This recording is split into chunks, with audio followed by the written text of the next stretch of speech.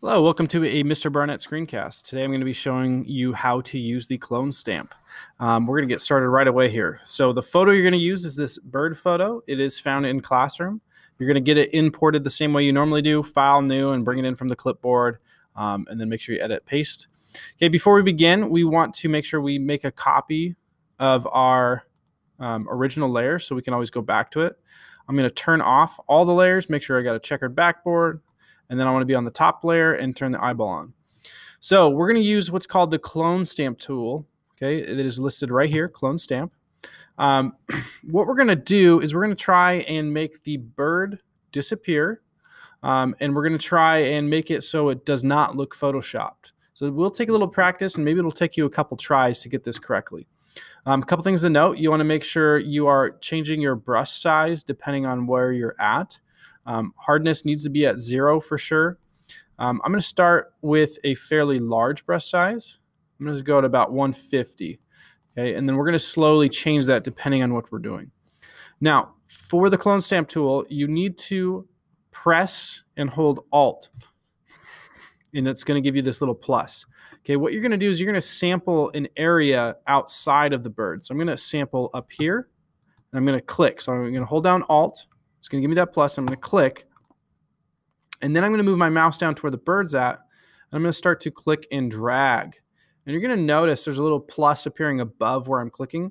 That's the area I'm sampling from. Okay, so I'm going to slowly move this around.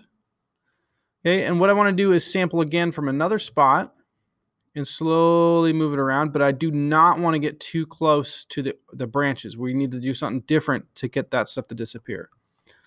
Okay, so again, slowly I'm going to move. I do not want to get close to my branch or the bird or these white things right here. So I'm going to keep sampling. Keep moving this in. Okay, a little bit closer here. Getting a little bit closer. And now for this spot, I'm going to make that little white pollen bud there disappear a little bit. Okay, just a tiny bit. So far it's looking pretty good, but now we're getting kind of close to that tricky spot. Okay, I'm going to slowly, I do not want to make that branch disappear there.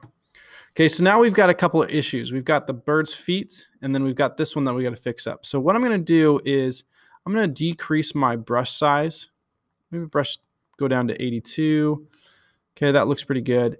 And I need to cover this one up. So I'm going to sample down below it. Let's say about right there. And we'll go about there. And I'm going to slowly paint up. Okay.